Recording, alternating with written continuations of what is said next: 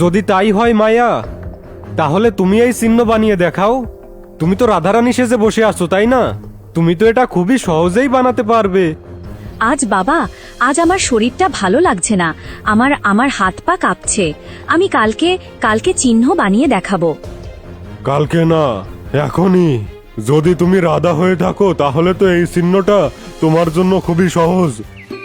রামপুর গ্রামের জমিদার ধর্মপালের প্রাসাদটি তার জাঁকজমকের জন্য সারা অঞ্চলে পরিচিত ছিল। জমিদারের দুই মেয়ে ছিল, রাধা আর মায়া। রাধা ছিল বড়, ওর স্বভাবে ছিল গঙ্গার মতো পবিত্রতা।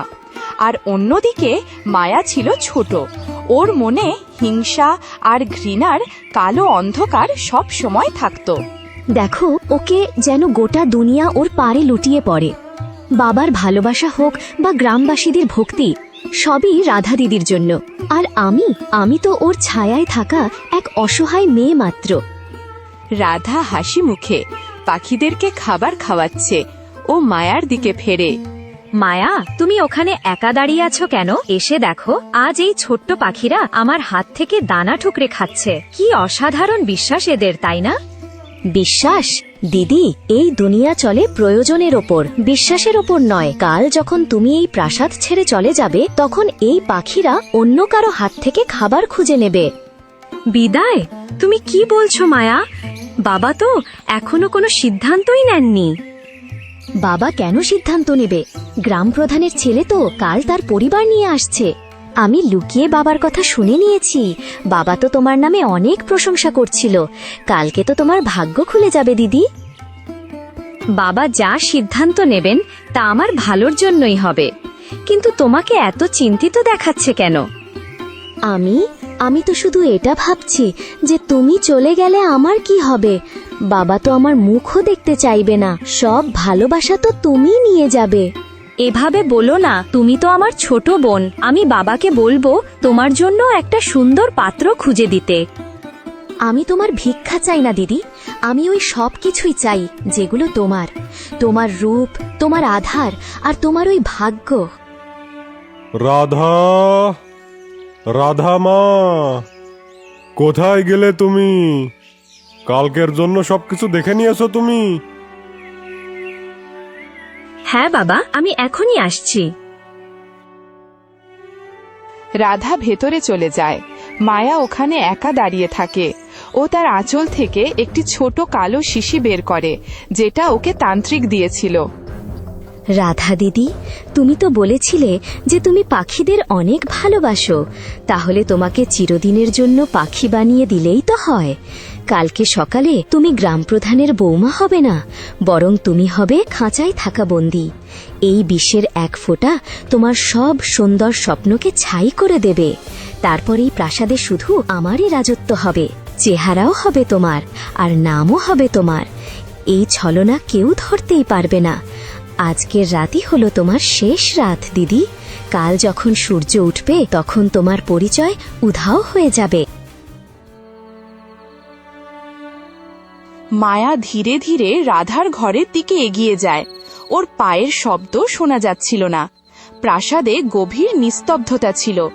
রাধা নিজের বিছানায় শুয়ে আগামীকালকের কথা ভাবছিল। এমন সময় বাইরে থেকে মায়াকে এগিয়ে আসতে দেখা যায়।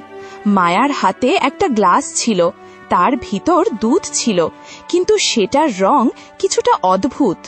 দিদি, তুমি কি ঘুমিয়েছ? না মায়া, আমি তো সবে ঘুমাতে যাচ্ছিলাম। এসো না, ভেতরে এসো। তুমি এত রাতে এখানে কি করছো?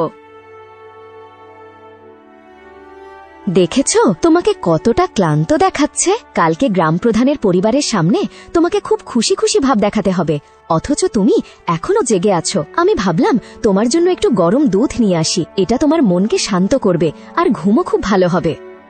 তুমি সত্যিই বদলে গেছো মায়া। একটু আগেও তো কি অসংলগ্ন কথা বলছিলে, আর এখন আমাকে নিয়ে চিন্তা করছো? এত চিন্তা? ওটা তো শুধু একটা ভুল ধারণা ছিল দিদি। আসলে একজন বোনই তো আরেকজন বোনকে সাহায্য করে, তাই না? এই নাও, এটা খেয়ে নাও। এটা একদমই তাজা, আর তোমার গায়ের রং আরো উজ্জ্বল করার জন্য আমি এতে কেশরও মিশিয়েছি। তুমি কতটা ভালো যদি বাবা তোমার মনের কথাও পড়তে পারতেন, উনি সবসময় তোমাকে খুব চঞ্চল ভাবেন, কিন্তু তুমি তো অনেক বুদ্ধিমান হয়ে গেছো। খেয়ে নাও দিদি, আমার মনটা টলে যাওয়ার আগেই, অনুশোচনা আমার আত্মাকে গ্রাস করার আগেই এটা তাড়াতাড়ি খেয়ে নাও। রাধা দুধের প্রথম চুমুক মুখে দিতেই ওর কাছে স্বাদটা একটু তেতো মনে হয়। মায়া, এটার স্বাদটা কেমন যেন লাগছে। তুমি কি এতে কোনো জড়িবুটি মিশিয়েছ? আমার গলায় কেমন জ্বালা করছে। না দিদি, ওটা সম্ভবত কেশরের জন্যই এমনটা হচ্ছে। তুমি এক নিঃশ্বাসেই এটা খেয়ে নাও, তবেই এর প্রভাব হবে। মোটেও দেরি করো না দিদি। রাধা মায়ার কথা বিশ্বাস করে পুরো গ্লাস খালি করে ফেলে। মুহূর্তের মধ্যেই রাধার চেহারা ফ্যাকাশে হতে শুরু করে আর ও নিজের গলা চেপে ধরে। আহ মায়া, এটা কি হচ্ছে? মনে হচ্ছে আমার রক্ত আগুনে পড়ছে। আমার শরীর, মনে হচ্ছে আমার শরীরটা গলে যাচ্ছে। মায়া, মায়া বাঁচাও আমাকে, বাবাকে ডেকে আনো। এখন আর কেউ আসবে না রাধা দিদি, নাইবা বাবা, নাইবা ওই গ্রাম প্রধানের ছেলে, আর নাইবা অন্য কেউ। আজ এই ঘরেই রাধার শেষ সময় ঘনিয়ে আসছে।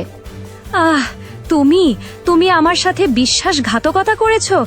আমি তো তোমাকে সবসময় আমার জীবনের চেয়েও বেশি ভালোবাসতাম। কেন মায়া, কেন? কেন? কারণ তুমি হলে সূর্য আর আমি হলাম তোমার ছায়া। কারণ তুমি থাকলে আমার অস্তিত্ব হারিয়ে যায়। এখন দেখো তোমার ভাগ্য। ওই তান্ত্রিক ঠিকই বলেছিল, এই বিষ তোমার মনুষ্য রূপকে ধ্বংস করে দেবে। রাধার শরীর ছোট হতে শুরু করে, ওর হাত ডানায় পরিণত হতে শুরু করে, আর ওর মুখ থেকে বের হওয়া আর্তনাদ পাখির ডাকে রূপান্তরিত হয়ে যায়। রাধা পাখি হয়ে ডানা ঝাপটাতে ঝাপটাতে অসহায়ভাবে মায়ার দিকে তাকায়।